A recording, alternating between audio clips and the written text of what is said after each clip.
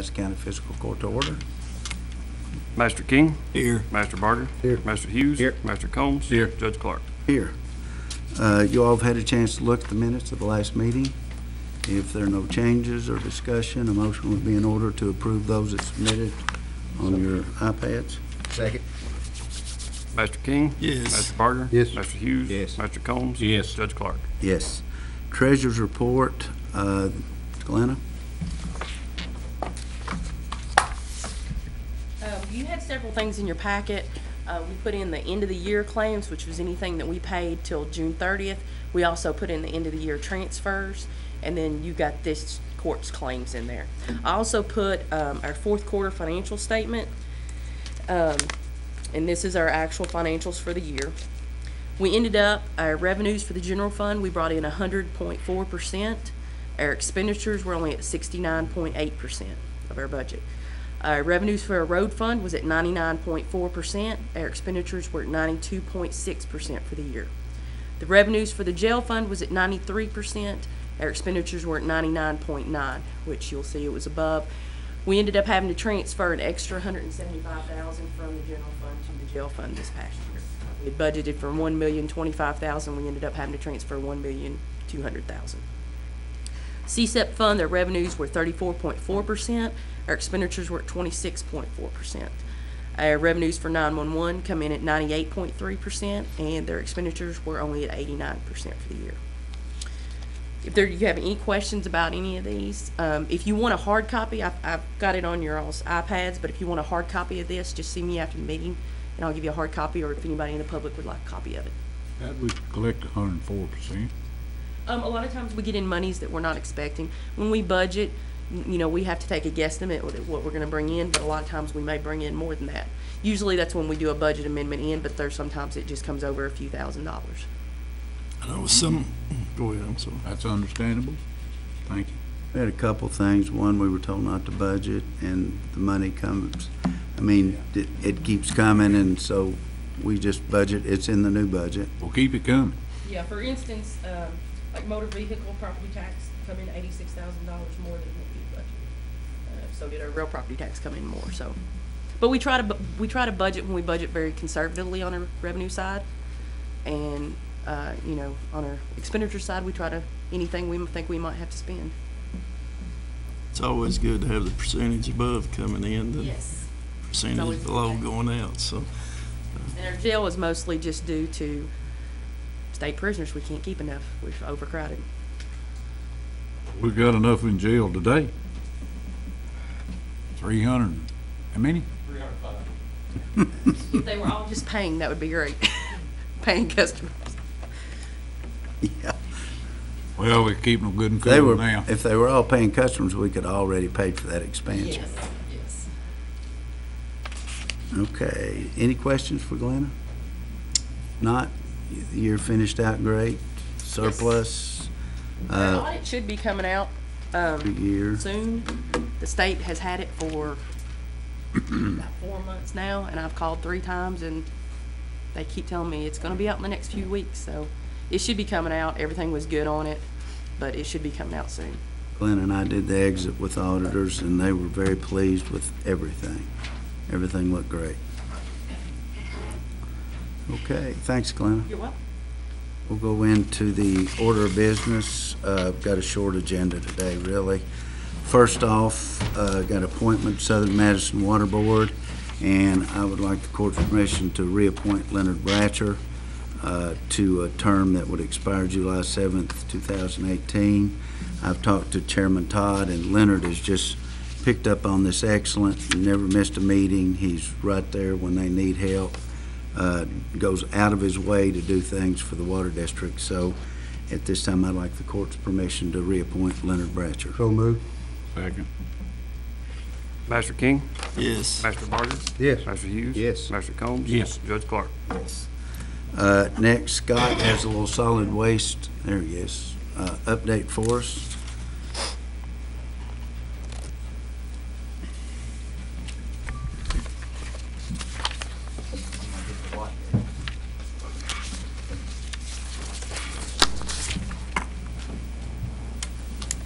Good morning, everyone. I'm here to do an update on what we've been into for the first half of the year, up to date from the first of the calendar year. I'll start with the Lona trucks. It's been a busy season with the Lona trucks. We've set them in 105 residences so far this year. That's totaling 100.89 tons disposed through the reservations of those trucks. We set them Monday through Thursday and then Thursday through Monday for the weekend settings.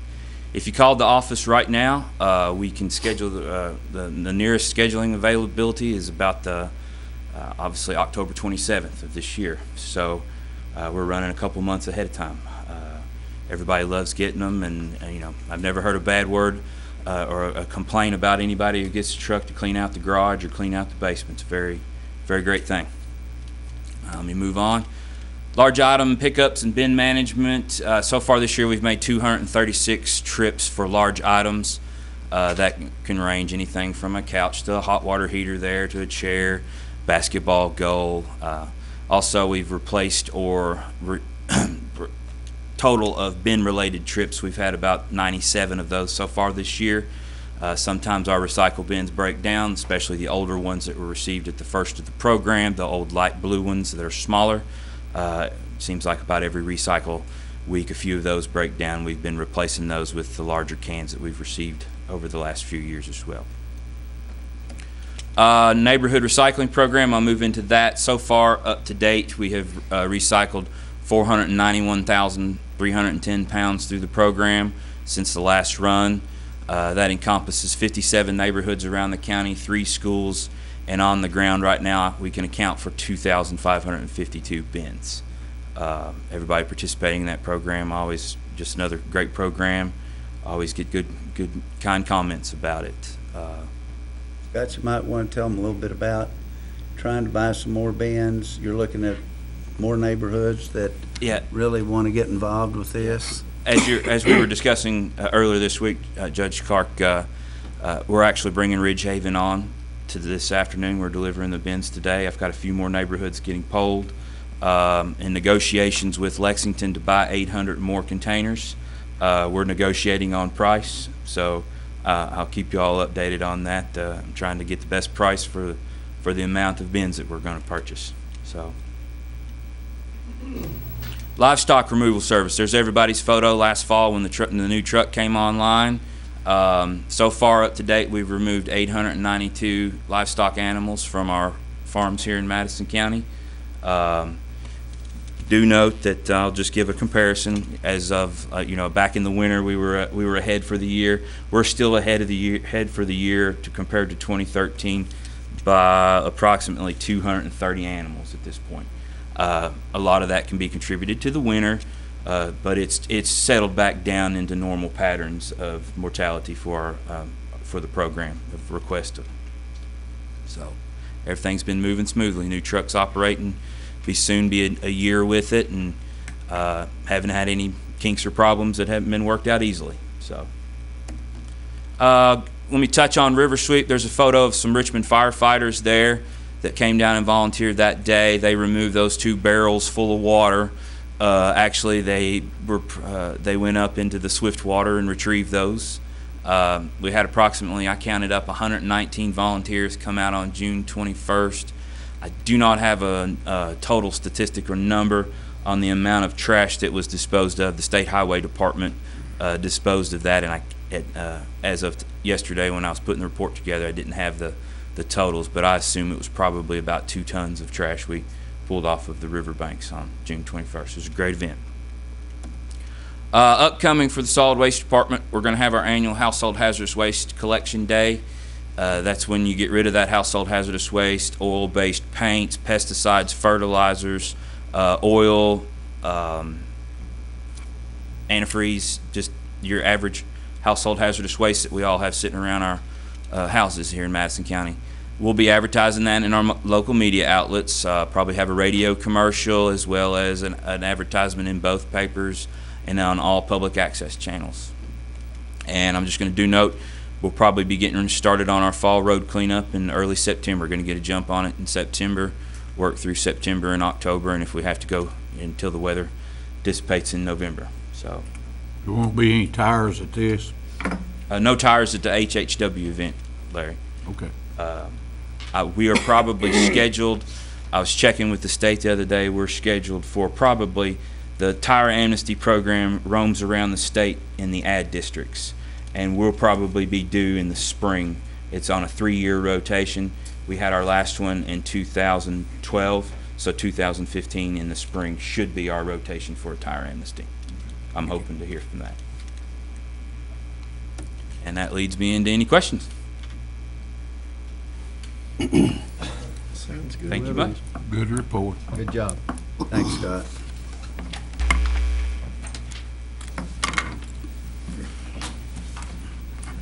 Next on the agenda is the award of the tower grounding enhancements. Carl? In your guys' drop boxes from last week, you should have a one-page summary sheet put together by Mission Critical and the FEMA representatives. We only received 2 bids out of the 5 vendors that attended the pre-bid. Kind of shocked by that, expected to have more bids. As you can see, there's quite a disparity in the pricing between the 2 vendors. I'm no expert on this, but even I was a little worried about it, so I asked the Mission Critical and the FEMA guy that's the expert on grounding to look at this, and I said, how can they be 3 times a difference? It just doesn't make sense to me. And we think that the high bidder had a decimal point off on 2 of their line items. As you can see, they're quite a bit out of whack with the other bid. So we couldn't tell them we think they put their decimal point in the wrong place or whatever, but that's what we think happened. We went through the low bidder, and they have got everything covered. That's what I've been assured by the 2 grounding experts. This company has also done work for FEMA in grounding enhancements. So they know what they're doing. They've done the job before at other places for FEMA. So I'm comfortable with that based on the FEMA recommendation and the Mission Critical recommendation that we award it to the low bidder, U.S. Towers. Looks like even if that decimal point, taking that into consideration, U.S. Towers would have still been the low bidder. So. Right, right. Yeah, Okay. they would have. You can pick up 3 items, there's $300,000. The wrong decimal point. So, anyway, that's our feeling on it. We think no matter what, they would, like you said, they would have been the low bidder. And they do good work. So, I mean, you know, the guy that's helping us from FEMA helped write the federal grounding specs. So if Russ tells me it's good, I believe him. He's forgot more than I know about it, so. Make a motion that we accept U.S. Towers bid. Second?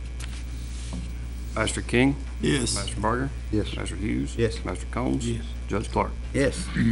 Carl, you want to stay up and talk about the HMPG house elevator project? Yeah, the HMPG House Elevation Project, it was a hazard mitigation grant is what that stands for. We went through the engineering of it with Summit Engineering, awarded it eventually to Summit after we bid it out, had all the design done, put it out for bids for the actual construction, had 2 companies that appeared to be interested, one that spent, I mean, probably 100 man-hours on the job out there with us and the engineer and the homeowner, and then did not submit a bid at the deadline yesterday at 4 o'clock. So when that happened, I called them and said, you know, what happened to your bid? You know, you spent, you know, probably 100 man-hours out here with all your contractors. They said we could not get our performance bond in hand in time to submit that bid. We needed 3 more days. So that's where I'm at. I need a suggestion from you guys. I was going to have 1 bid, but we required a performance bond. That's what protects us in case someone doesn't deliver the goods, so that we can get the job done and not spend taxpayer money from the county level. It's all federal grant and state grant, and then the homeowners chipping in financially to the project as well. So I need your guys' guidance of what you want me to do. We've got, my group's probably got 600 man-hours in this project, and we've not turned one shovel full of dirt yet. This project goes back to the flooding of 2010, May. That's how long it's taken to get this project approved by the federal government twice. We had to get it done twice because they changed the rules in the middle. So I've got a lot invested in it, time-wise. My group's got a lot invested in it, but I need to know where you guys want me to go next. What do you recommend? Well, I think it's a shame that we got so close to getting a bid and a performance bond is what stopped me.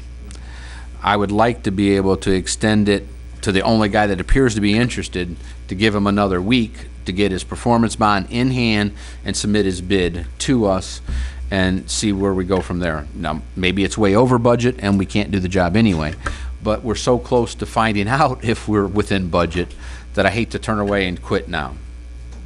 So I'm looking for your guys, how do you want me to proceed? I'll do whatever you tell me. Slid and let you know how much you bid, did he? No, no, he didn't. No, it's very up above board company. They didn't tell me anything about their bid. I didn't pry about their bid. I just asked what the heck happened to you, because I spent a Sunday out there with you and the homeowner crawling under the basement, making sure we knew what we had, and now I have no bid. I'm kind of irritated that I have no bid. And they said we couldn't get our performance bond in hand in time. So. Well, I think, Carl, upon your recommendation, well, because I know what you've been through on this project, that we at least ought to give you a week enough, 2 weeks. I think, you know, I'll talk to them, but I think a week, 10 days should be plenty to get there. Supposedly, what I've been told, the only thing they need is the piece of paper from the performance bond company, insurance company, whatever, you know, guaranteeing the project's value, whatever that is. You know, if it's 100 grand or 200 grand or whatever, that's what it would be for. Mark, legally, we're okay doing this? You okay with it? I mean, this company showed up to the pre-bid meeting, you know, I mean, they did all the things you're supposed to do. You need a motion on that, Judge? or Please, just- yeah, I So think we're moved. going to put in the minutes. Second. Master King, Yes. Master Barger, Yes. Master Hughes. Yes. Master Combs. Yes. Judge Clark. Yes. Hopefully, we'll have something next meeting, Carl. Yes, that's my goal. Thank you. Next is adopt roads. Eagle Point subdivision's had the final cap put on it in the road system. Is Leroy here? He doesn't have to be. He's inspected it, and he would like to recommend to the court that we take Eagle Point subdivision into the county road system. So moved. Second. Master King, It has been brought up today, though. Everything's, Leroy's out there when they were putting the final cap on, and he inspected all the drains. Everything's in good shape. Yes. Master Barger, Yes. Master Hughes. Yes. Master Combs. Yes. Judge Clark. Yes. Next is the deed on Battlefield Estates lots 1 and 2. This has kind of been a never-ending point, and these are the two lots that join Mount Zion Church when you go into the golf course. We already own the two on the right to keep houses from getting up the house. And Robert Moody initially bought these lots and went to the Battlefield Preservation Organization, and they agreed to buy them. And we were going to deed them to Mount Zion, but we've had a lot of problems, and Battlefield Preservation wasn't really comfortable with giving them to the church, so they felt more comfortable, and then the churches signed them over to us, and we have finally received, and Mark's looked at them, the deeds to lots 1 and 2, which were the first two on the left going in to the 421 entrance to the golf course. You know, and it's interesting because we've been buying a few along. We bought 6 lots to keep them from building around the parking lot and stuff.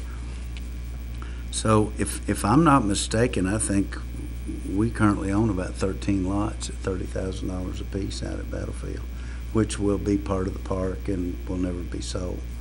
So I really need the court's permission to authorize me to sign the deed of conveyance from the Mount Zion Church over to Madison County, and they'll go into our inventory as far as lots at Battlefield. And it cost us how much? 0. We didn't spend a quarter. Only thing it cost us is we mow them. So moved. Second. Master King, Yes. Master Barger. Yes. Master Hughes. Yes. Master Combs. Yes. Judge Clark. Yes. Thank you all. That's a good deal for us. Next is appointments, and gosh, we've been on, I guess, Harry and Bob Rogal and several of us have been working on the Performing Arts Center since the year 2000, and we have now got a beautiful Performing Arts Center. And it started out with the original board, and we went over a little bit because everybody was trying to get on the same page, and we've gone through 3 directors now.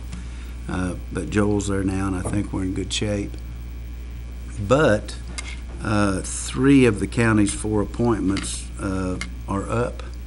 So they're supposed to be staggered a little bit, and we're going to try to get these back in line. We're going to work with Eastern, but the way this works is, because it is community-oriented, is the county judge has 4 appointments, and the mayor of Richmond has 2, and then the mayor of Berea has 1. And that gives us 7 members of the Performing Arts Board, Operation Board, and Eastern has 6. So kind of Harry really worked it where the community does have the majority of the board.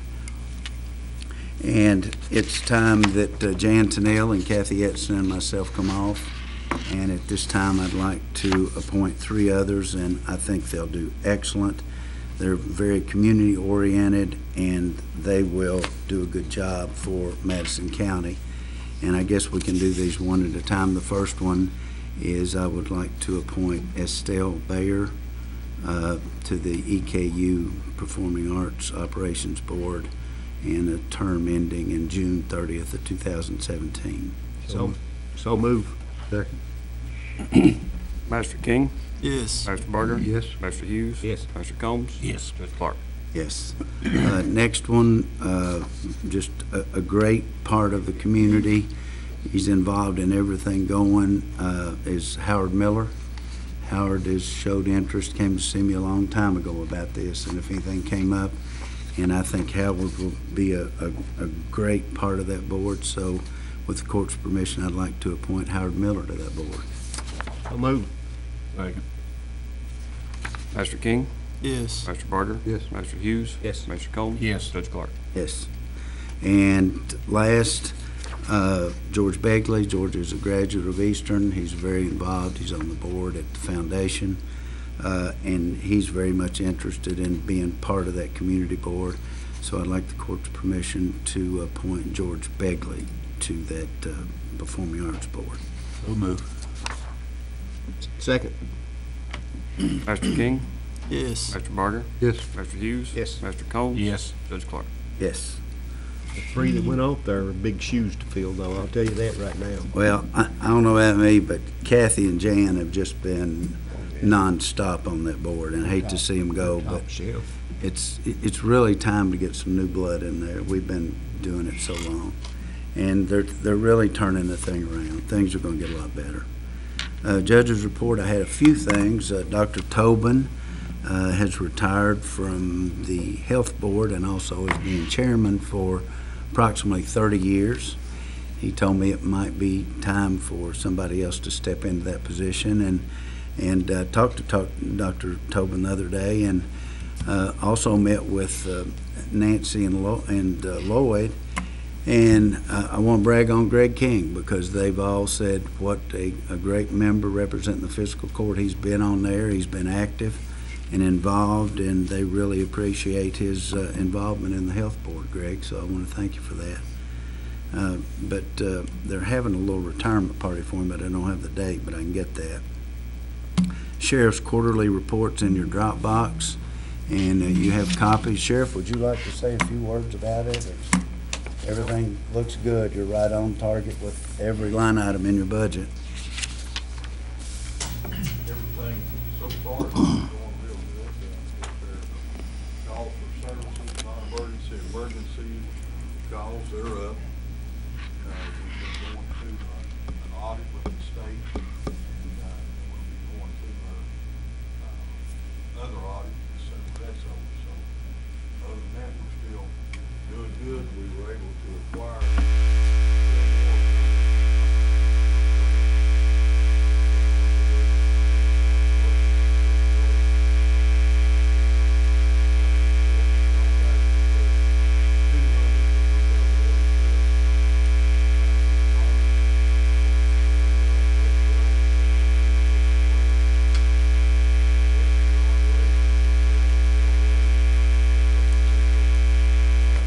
that we were able to rescue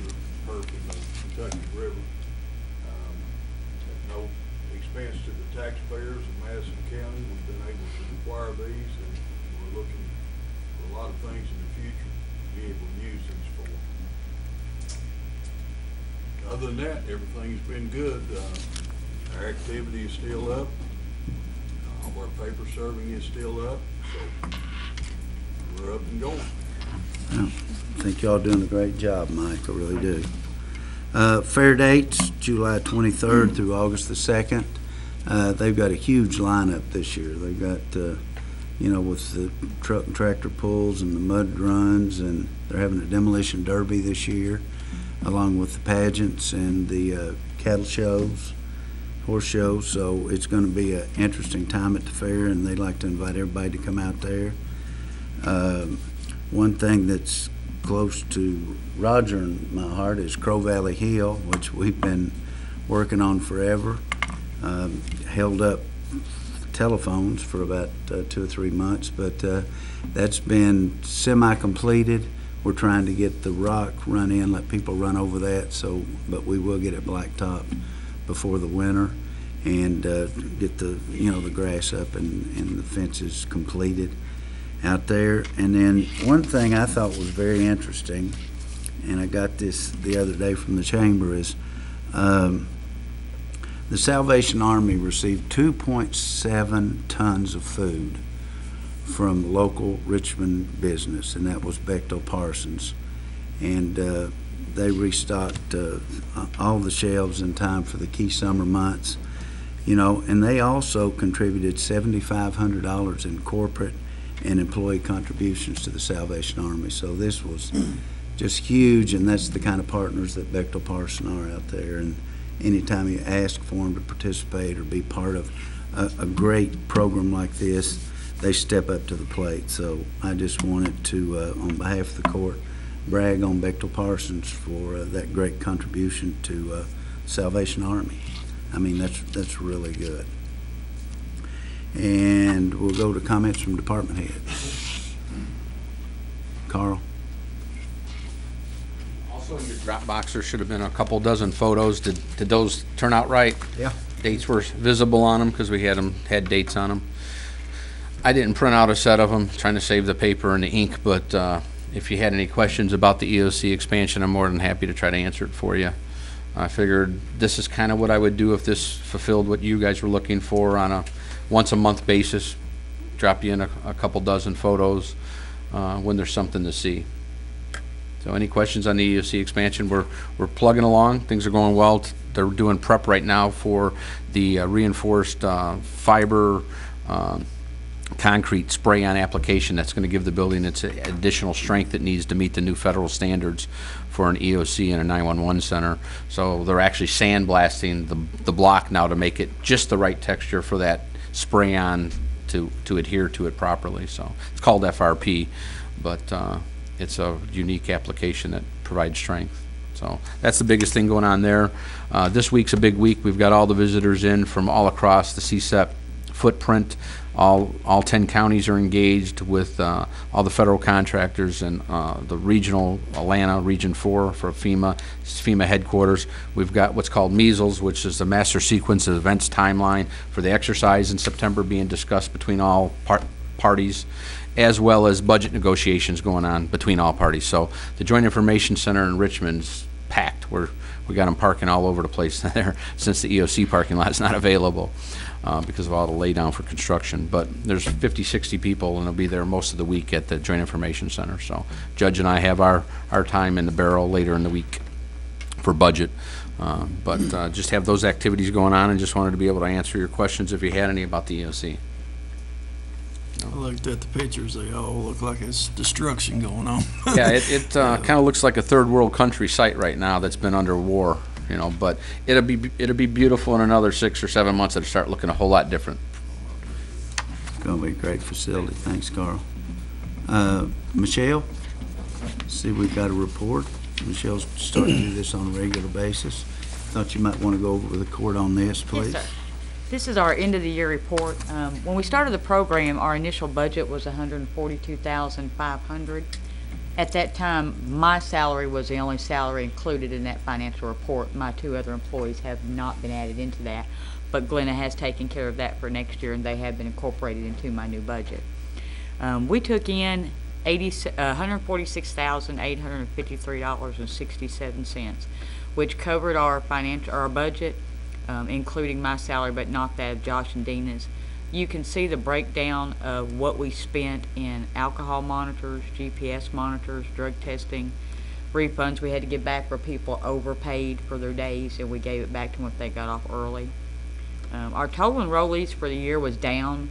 Not as bad as I thought it was when I figured. Our total enrollees for the year were 303, for a total of 10,164 days spent out of jail. And due to that, the jail savings on those people were $234,804.34. You can see that I listed last year's comparison totals, so you can compare that to that. And the first question you're all going to have is, why are numbers down? One of the problems that we have run into with circuit court is when we arrest our traffickers and put these on a monitor, they get credit for time served.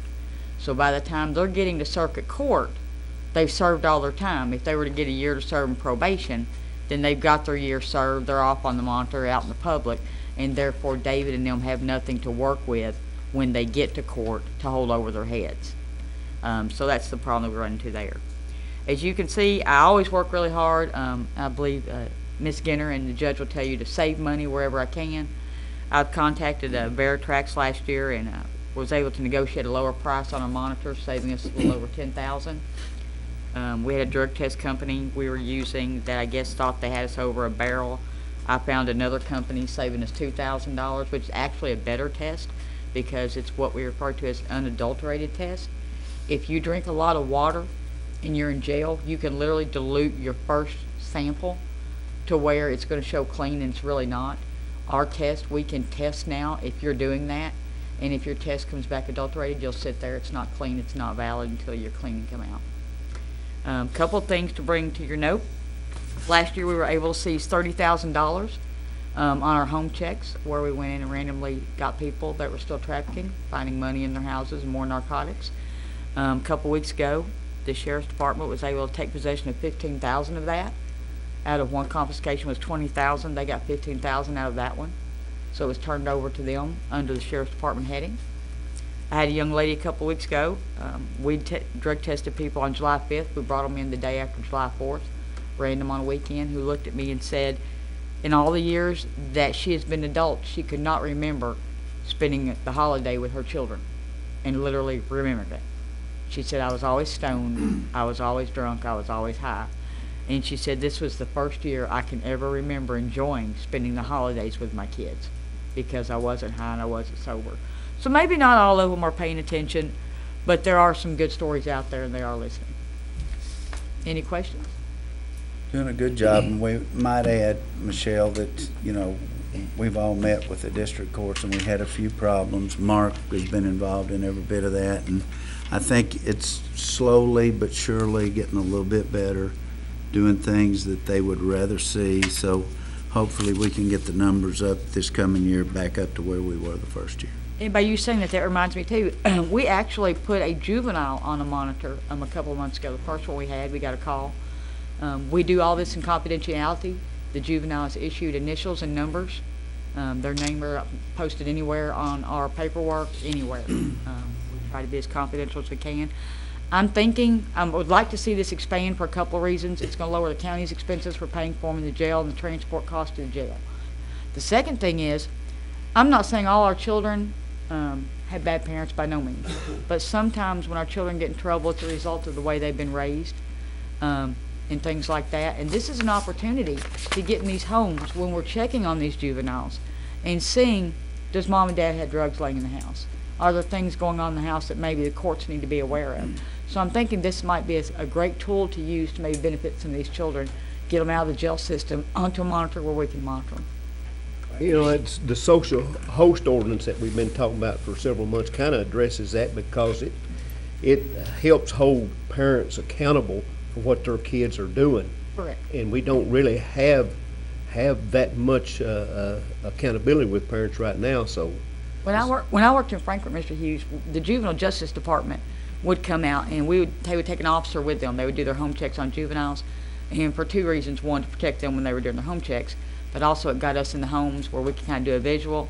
With us, you sign over your rights to that home for us to search it anytime we want from top to bottom. You can't deny it if you want your child on here. So that gives us an opportunity to go in there and maybe see if there's a deeper seed problem going on with the child than what just seems to be the issue at the moment. I think it'd be a great asset if we could work that and everything on the juveniles that's already in the court systems, that we could maybe do monitor the troubled homes. The one we have now is doing excellent. He has not attempted to leave the home. The mother is, on the spot about getting him here for drug testing. We do him separately and privately. We check their home. They have no problem with it. We actually just got an order this week, since he's been doing so well, to allow him to go to doctor's appointments and start attending church. Thanks, Michelle. Keep up the good work. Any other department heads? Judge, I'd like to say something, if I could, please. Yes, sir. Come on down, Mike. I'd like to make the court aware of a couple of things that we've got going on. First of all, again this year we will be participating in providing security at the Madison County Fairgrounds. I think the dates are the 24th through August the 2nd, beginning this Thursday night. Working with Ms. House and some other members of the board, for the last 2 years, or the last 3 years, we've been able to adequately supply them with our officers, and most of this work is done by volunteers from our office. So I wanted y'all to be aware of that. Now, they've added one thing this year. It's a demolition derby.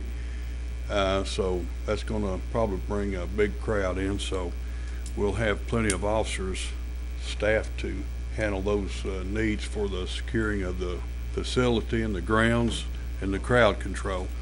Also, another thing I want to bring to your attention, some of the things that's been happening across our nation, most of seems like our crime being committed in our nation, in all our states and our counties, especially in Madison County, is drug related, somehow drug related. So we've been able to meet with some of the judges, see what some of the things that we can do through the county attorney's office and things like this. So we've been able to up our security in our courts by sending some of these people more for training, looking at some of the aspects of what takes place, some of the dangers. And I'd like to thank Carl for his help in helping us get each person there a radio. So now they're going to have, if they're out on the front line or in the court as a court security officer, we're going to have communication where they can call directly without having any problems. We've had all of them trained now in CPR. We've had one person that succumbed from a heart attack. One of our deputies actually kept him alive until the ambulance got there. So we've got all of our people now CPR trained. Our next step would be our deputies to make sure all those people are CPR trained as well. Getting all these deputies and the court security officers with radio contact with our office 911 and the other deputies will greatly increase our security presence at these facilities. So we've also been able to acquire a makeshift office in the family court. We have an office now here for court security people in the circuit court, and now we've also been able to acquire an office space in the district court. So this is really going to aid in a place where these people, when they're taking a break or whatever, they're not right out there in the general public, where they can have a little refrigerator in there where they can go get a beverage or something to eat because of their hours. They don't have time to run down to a restaurant and things like that. So I just want to make you all aware of a couple of these things. Thank you. Thanks, Mike. And again, y'all doing an excellent job. Any comments from the audience? Anybody like to approach the court? If not, I think I'm going to try this one more time. Next court date's August the 12th. And I'd like to ask, is that because this is vacation system season, everybody's, is that a problem with anybody? Mark, if it is, we can change it. I mean, it's no big deal, just. Is that on a Tuesday also? You okay, Mark? Okay, so we'll just, and if anybody has a problem, comes up family-wise, we can change it, but as of right now, it'll be August the 12th at 9:30. Need a motion to pay the claims and approve the transfers. So moved. Second. Master King, Yes. Master Barger, Yes. Master Hughes, Yes. Master Combs. Yes. Judge Clark. Yes.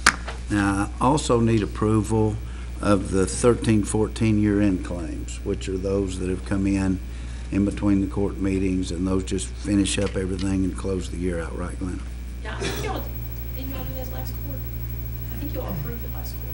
We voted I for, think we did, but did you have something else come in that you needed it? No, I think it fell in. Oh, okay.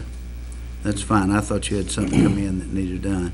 If not, I want to thank everybody for coming in today. It's a good court meeting, and motion to adjourn. Move. So moved. Second. Don't get no Get you out on time. On time. Big, that's all right. We didn't.